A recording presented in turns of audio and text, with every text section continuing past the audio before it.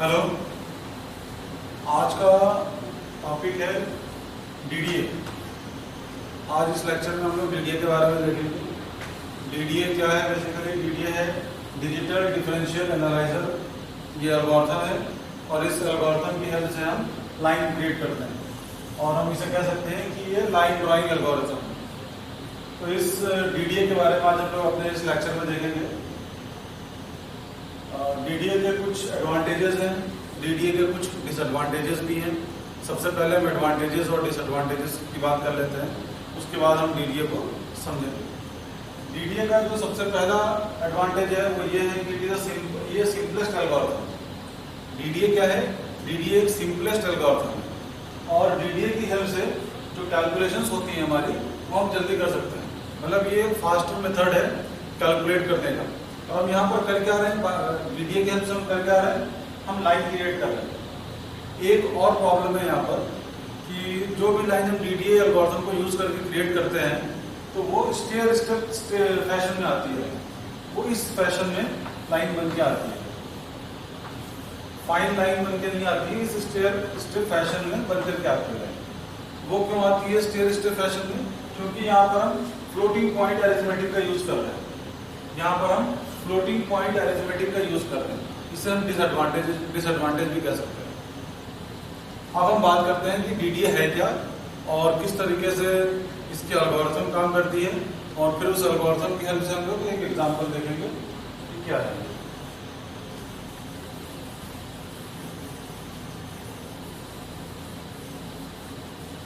DDA क्या है? DDA का हम लोग यूज करते हैं फॉर मेकिंग लाइन, एक लाइन बनाने के लिए। लाइन बनाने के लिए हम लोग यूज करते हैं। तो लाइन की सबसे पहली इक्वेशन क्या हो गई? y is equal to mx plus C. ये हो गई लाइन की इक्वेशन। अब इसके बाद हम क्या करेंगे? हमें स्लोप निकालना है। हम स्लोप निकालेंगे और स्लोप को हम रिप्रेजेंट करते हैं m से।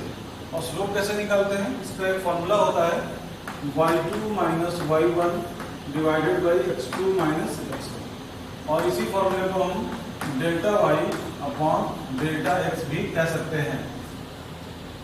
तो ये तो हमने निकाल दिया स्लोप किसी भी पर्टिकुलर लाइन का। और जो भी लाइन दी गई है ये लाइन एक्चुअली ये लाइन सेगमेंट है। स्टार्टिंग वाले को x1 y1 कहते हैं। ये जो कोऑर्डिनेट्स हैं उनको हम स्टार्टिंग जो कोऑर्डिनेट्स हैं उनको x1 y1 कहते हैं, और बाद वाले जो कोऑर्डिनेट्स होते हैं उनको कहते हैं x2 y2। तो m कैसे निकलेगा? y2 minus y1 divided by x2 minus x1। अब ये स्लोप तुम्हारा निकल गया। अब यहाँ पर भी तीन केसेस हैं, यहाँ पर भी तीन केसेस। ये तो स्लोप निकालने का फॉर्मूला हो गया। स्लोप निकालने का फॉर्मूला हो गया m is equal to delta Y upon delta X. अब यहाँ पर स्लोप के भी तीन केसेस हैं। When the slope is less than 1, when the slope is greater than 1 और स्लोप इज इक्वल टू 1। ये तीन केस है। स्लोप ग्रेटर देन 1 कब होगा? जब x और y दोनों पॉजिटिवली रिलेटेड होंगे। यानी कि अगर हम x को बढ़ा रहे हैं तो y भी बढ़ेगा, अगर y को x को घटा रहे हैं तो y भी घट रहा है। इस केस में x की वैल्यू पॉजिटिव होगी। मतलब कुछ डायग्राम या फिगर की हम बात करें तो कुछ फिगर इस तरीके से आएगा। इसमें क्या है? हम x डायरेक्शन में मूव कर रहे हैं और यहाँ पर क्या कौन स्लोप है? स्लोप होगा m इज ग्रेटर देन 1। तो जब मेरा slope m is greater than 1 होगा तो डेल्टा x की वैल्यू 1 होगी। अब डेल्टा x की वैल्यू 1 होगी तो इसका मतलब है x2 माइनस x1 जो है वो 1 होगा। अगर हम यहाँ से x2 निकालें तो क्या होगा? x1 plus 1। अब x2 को हम k के फॉर्म में रिप्रेजेंट करते हैं। x2 क्या है? अगली वैल्यू, k की अगली वैल्यू। तो k की अगली, और ऐसे कह सकते हैं x2 क्या है? x की अगली वैल्यू, k की अगली वैल्यू, x की अगली वैल्यू। अगर हम k के फॉर्म में रिप्रेजेंट करते हैं तो क्या होगा? xk plus 1 is equal to xk plus 1। मतलब k की अगली वैल्यू क्या होगी? पुरानी वाली वैल्यू में अगर हम 1 को ऐड कर देते हैं तो ये हो जाएगी x की अगली वैल्यू। ये तो हमने निकाल दिया x। अब हमें निकालना है इसमें y। तो y के लिए क्या करेंगे? y के लिए हम क्या करेंगे? यहाँ पर स्लोप का फॉर्मूला लिखेंगे m is equal to y2 minus y1, ये भी हम लोग इसी की बात करते हैं, divided by x2 minus x1। और ये काम करते हैं तो साफ से लिखते हैं, m is equal to y2 minus y1 upon x2 minus x1। ये तो हो गया हमारा फॉर्मूला। अब m is equal to y2 minus y1, और यहां पर मैं क्या किया था, डेल्टा x यानी कि x2 माइनस x1 को मैं 1 रखा था, ये 1 हो गया। तो अब यहां से y2 की वैल्यू क्या निकल के आ जाएगी, y2 is equal to m plus y1, या हम इसको इस तरीके से कर सकते हैं y1 प्लस m, यानी कि yk प्लस 1। तो y की अगली वैल्यू क्या होगी, प्रीवियस वैल्यू में हमने m को ऐड कर दिया, ये हो गई। तो ये हमने जो बात करी है x और y की वैल्यू, हमने इस कंडीशन के लिए बात किया है जब m की वैल्यू लेस देन 1 है। तो इसको हम समराइज करके लिख सकते हैं, इसको हम लोग समराइज करके लिख सकते हैं, ये y k plus 1 is equal to y k plus m। ये दो इक्वेशन है। मतलब कहने का ये है कि अगर हम स्लोप निकाल रहे हैं और स्लोप की value m is less than 1 है, तो हम x को कैसे बढ़ाएंगे, प्रीवियस वैल्यू में 1 को ऐड कर देंगे, और y को कैसे बढ़ाएंगे, और y की जो अगली वैल्यू होगी वो प्रीवियस वैल्यू प्लस स्लोप की जो वैल्यू आएगी वो हो जाएगी हमारी अगली y की वैल्यू। अब दूसरा केस हम देख रहे हैं, when m is greater than 1, जब m की वैल्यू ग्रेटर देन 1 होगी तो ये जो स्लोप हमारा है ये टुवर्ड्स, ये किधर मूव करेगा, टुवर्ड्स y एक्सिस। तो डेल्टा y जो है वो हमारा 1 हो जाएगा। अब डेल्टा y जब 1 हो जाएगा तो y2 minus y1 is equal to 1, तो y2 is equal to y1 plus 1, इस तरीके से लिख सकते हैं।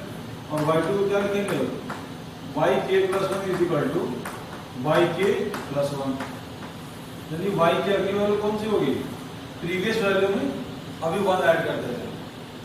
और इसी तरीके से x की वैल्यू कैसे निकालेंगे, m is equal to y2 minus y1 upon x2 minus x1, और यहां से हमारा क्या निकला, y2 माइनस y1 की वैल्यू क्या थी 1, तो हम क्या करेंगे, m is equal to 1 upon x2 minus x1।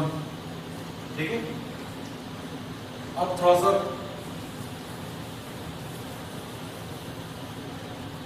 इसको क्रॉस मल्टीप्लाई करेंगे तो मेरे पास क्या आ जाएगा, x2 minus x1 is equal to 1 upon m, और x2 की वैल्यू क्या आ जाएगी, x1 प्लस 1 अपॉन m, यानी कि xk plus 1 is equal to xk plus 1 upon m। ये वैल्यू निकल के आ गई। ये कहां से निकल के आ रही है, simple equation of the circle, तो इक्वेशन ऑफ लाइन से और स्लोप की इक्वेशन से। तो यानी कि अगर हम इस कंडीशन की बात कर रहे हैं तो इस कंडीशन में क्या होगा, इसको हम शॉर्ट में क्या लिख सकते हैं, इसको हम शॉर्ट में लिख सकते हैं yk की नेक्स्ट वैल्यू क्या होगी और xk की नेक्स्ट वैल्यू होगी xk प्लस 1 अपॉन। अब बची तीसरी कंडीशन, अब बची हमारे पास तीसरी कंडीशन। अब तीसरी कंडीशन क्या है, जब m की वैल्यू 1 के बराबर होगी, और ये कब होगा, जब हमारा स्लोप 45 डिग्री के एंगल पे होगा, जब हमारी लाइन 45 डिग्री का एंगल बना देगी, यानी कि इस कंडीशन में डेल्टा x की भी वैल्यू 1 होगी और डेल्टा y की भी वैल्यू 1 होगी। डेल्टा x की वैल्यू 1 का मतलब है x2 minus x1 is equal to 1, यानी x2 is equal to x1 plus 1, यानी कि xk plus 1 is equal to x की प्रीवियस वैल्यू प्लस 1। ये हो गया। सेम इसी तरीके से yk plus 1 is equal to yk plus 1, यानी कि y की अगली वैल्यू क्या होगी, y की पुरानी वैल्यू में प्लस 1 कर देंगे तो अगली वैल्यू निकल के आ जाएगी। तो ये हमारे 3 केसेस हैं स्लोप। अब इन पे बेस्ड एक क्वेश्चन देख लेते हैं।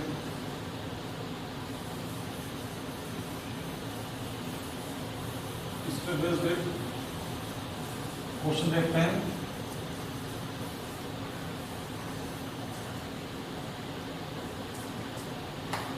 तो ज़्यादा सही समझ में आएगा।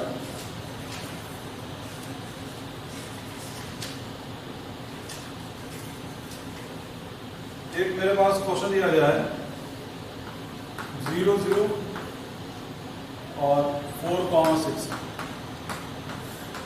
यहाँ पर x1 y1 x2 y2, x1 क्या है 0, y1 0, x2 4, y2 6। तो अब हमें इसके बाद क्या निकालना होगा? इसके बाद हमें निकालना होगा delta x। Delta x is equal to x2 minus x1 is equal to x2 minus x1, 4 minus 0 is equal to 4, and delta y is equal to y2 minus y1, that is equal to 6 minus 0 is equal to 6. Now m is equal to, इसके बाद क्या करेंगे? m निकालेंगे, और m क्या होता है? Delta y upon delta x होता है। डेल्टा y निकल कर आया 6 और डेल्टा x निकल कर आया 4, यानी कि ये आ रहा है 1.5। और इस केस में m इज ग्रेटर देन 1। इस केस में क्या हो रहा है? m is greater than 1। अब हम क्या करेंगे? टेबल बनाएंगे, और हमारा टेबल क्या होगा? x की वैल्यू, y की वैल्यू, उसके बाद x के प्लस 1 की वैल्यू, और x के प्लस 1 क्या होगा? x के प्लस 1 अपॉन m।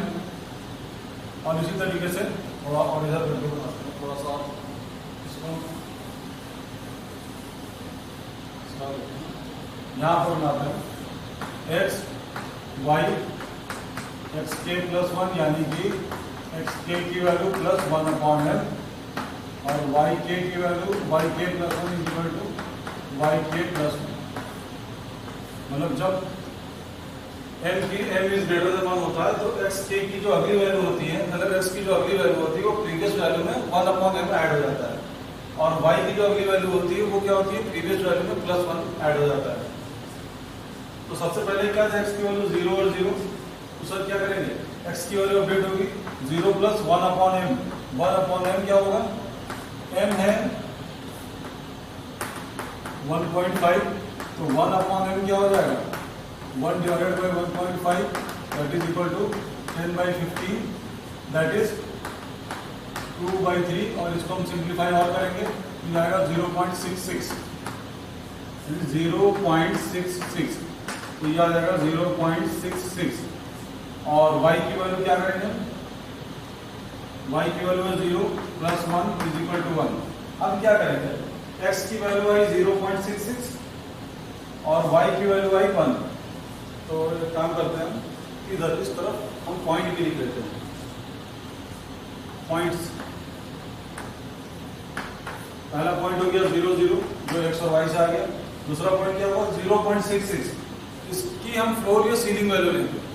तो 0.66 को अगर हम राउंड ऑफ करेंगे तो ये 1 बन जाएगा, 1 and 1, ये आ जाएगी दूसरी वैल्यू 1 1। उसके बाद फिर क्या करेंगे?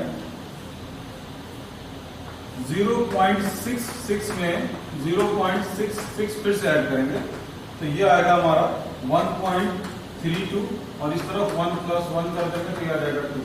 1.32 का मतलब है 1, और ये y2 है तो 1,2, ये तीसरा पॉइंट आ गया। उसके बाद 1.32 प्लस 0.66 करेंगे तो ये आएगा 1.98, और इधर 2 प्लस 1 इज इक्वल टू 3। 1.98 का मतलब है ये हो जाएगा 2, और x 2 हो गया, और y की वैल्यू आ जाएगी हमारे पास 3। उसके बाद फिर क्या करेंगे? 1.98 प्लस 0.66, तो ये वाली वैल्यू हो जाएगी 2.64, और 3 प्लस 1 इज इक्वल टू 4, ये 4 हो जाएगी। 2.64 का मतलब है कि 3 और 4, अगली वैल्यू जो आई वो आई 3 और 4। इसी तरीके से 2.64 तो अगर हम 0.66 से ऐड करेंगे, अब अगली जो वैल्यू आएगी वो आएगी 3.3, और 4 प्लस 1 इज इक्वल टू 5। मतलब 3.3 का मतलब है कि अगेन 3 आएगा ये, और ये आएगा 5, 3,5। उसके बाद 3,3 प्लस 0.66 करेंगे तो ये हमारा आ जाएगा 3.96, और 5 प्लस 1 करेंगे तो ये आ जाएगा 6। 3.96 को हम लिख सकते हैं 4, और 6 को लिख सकते हैं 6। तो ये हमारा जो पॉइंट है, ये हमारा एंड पॉइंट आ गया 4.4,6। हमने स्टार्ट किया था 0,0 से और हम कहाँ पे पहुंच गए 4,6 पे। तो इसका मतलब है कि ये जो पॉइंट्स निकले हमारे पास, यही रिजल्ट है, यही आंसर है। अब हम इसके बाद फिर क्या करेंगे, इन पॉइंट्स को प्लॉट करेंगे। प्लॉट कैसे करेंगे, पिक्सल रिप्रेजेंटेशन से।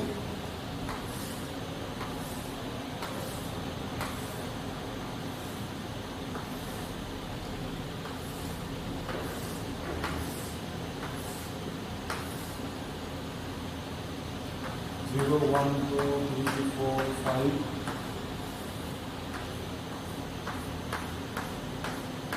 6, 0, 1, 2, 3, 4, 5, 6। पहला पॉइंट है 0,0, ये डार्क हो गया।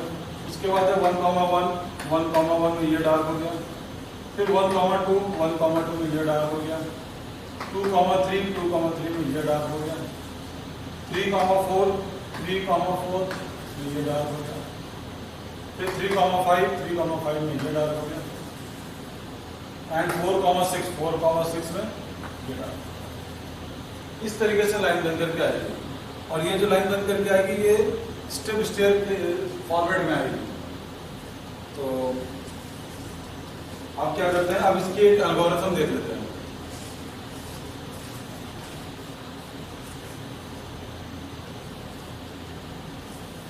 ये तो हमने देख लिया कि कैसे पॉइंट्स निकालेंगे। अब इसके एक एल्गोरिथम भी हम लोग देख लेते हैं और उसको भी थोड़ा चेक कर लेते हैं कि रिजल्ट सही आ रहे हैं कि नहीं आ रहे। एल्गोरिथम इसकी क्या है, सबसे पहले हमें क्या करना है, सबसे पहले हमें डिक्लेयर करना है x1, y1, x2, y2, dx, dy, x, y और स्टेप्स। उसके बाद फिर हम क्या करेंगे, इंटर द वैल्यू। उसके बाद हम वैल्यू को इंटर कराएंगे, कौन कौन से वैल्यू को, x1, y1, x2 और y2 की वैल्यू यूजर से हम लोग इनपुट करा लेंगे। उसके बाद फिर क्या क्या में कैलकुलेट करना है, dx। और dx कैसे कैलकुलेट होगा, x2 माइनस x1। और dy कैलकुलेट करना है, dy कैसे कैलकुलेट होगा, y2 माइनस y1।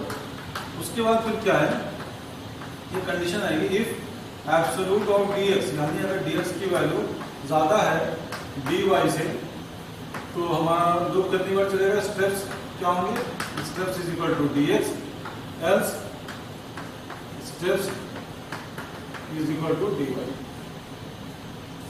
उसके बाद फिर हम क्या करेंगे, उसके बाद हम करेंगे x इंक्रीमेंट निकालेंगे। x इंक्रीमेंट क्या होगा, dx अपॉन स्टेप्स। और y इंक्रीमेंट क्या होगा, y इंक्रीमेंट होगा dy अपॉन स्टेप्स। उसके बाद हम क्या करेंगे, x में x इंक्रीमेंट को ऐड कर देंगे, x is equal to x plus x increment और y is equal to y plus y increment. और ये लूप कब तक चलेगा हमारा, मतलब ये वाली स्टेप कब तक चलेगी हमारी, अंटिल जब तक हम total number of steps cover ना कर लें। मतलब स्टेप्स की वैल्यू dy के बराबर या dx के बराबर जो भी हमारी आ रही है वो कंप्लीट ना हो जाए। उसके बाद ये स्टॉप हो जाए। तो इससे रिलेटेड एक एग्जांपल देखते हैं।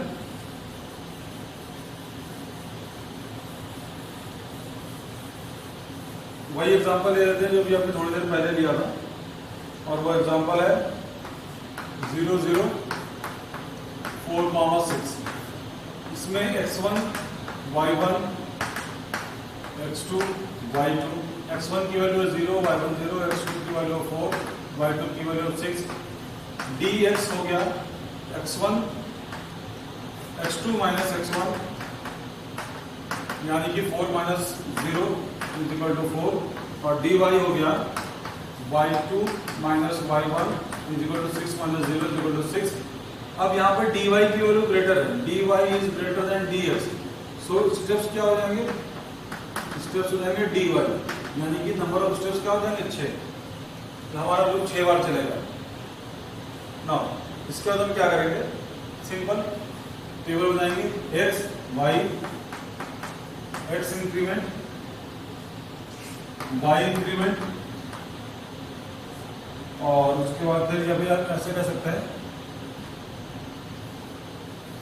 x is equal to X plus X increment, y is equal to Y plus Y increment, और यहाँ पर हम पॉइंट्स। अब हमें क्या करना है, स्टेप्स तो हमारे निकल के आ गए, स्टेप्स 6 हैं। आप x इंक्रीमेंट की वैल्यू निकालेंगे।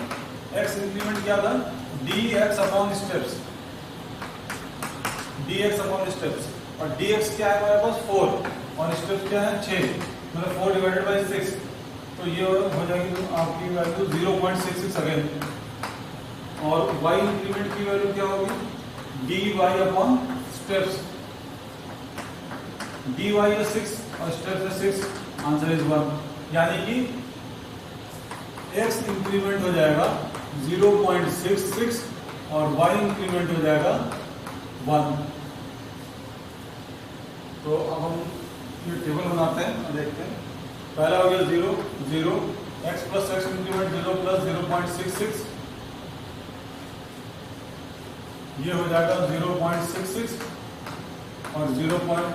y इंक्रीमेंट क्या है, y इंक्रीमेंट 1 है, प्रीवियस वैल्यू y की क्या है 0, तो 0 प्लस 1 इज इक्वल टू 1। अब इसको राउंड ऑफ करेंगे तो ये हो जाएगा 1 1। उसके बाद 0.66 प्लस 0.66, तो ये हो जाएगा 1.32, और यहाँ पर हो जाएगा y में 1, previous value 1 plus 1 is equal to 2। इसको 1.32 को राउंड ऑफ करेंगे तो आएगा 1,2। तो दूसरा पिक्चर आ गया। तीसरे पिक्चर के लिए क्या करेंगे, 1.32 प्लस 0.66, इसकी वैल्यू आएगी 1.98, और y की प्रीवियस वैल्यू 2 थी, 2 प्लस 1 करेंगे तो ये हो जाएगा 3, तो ये वैल्यू आ जाएगी 2,3।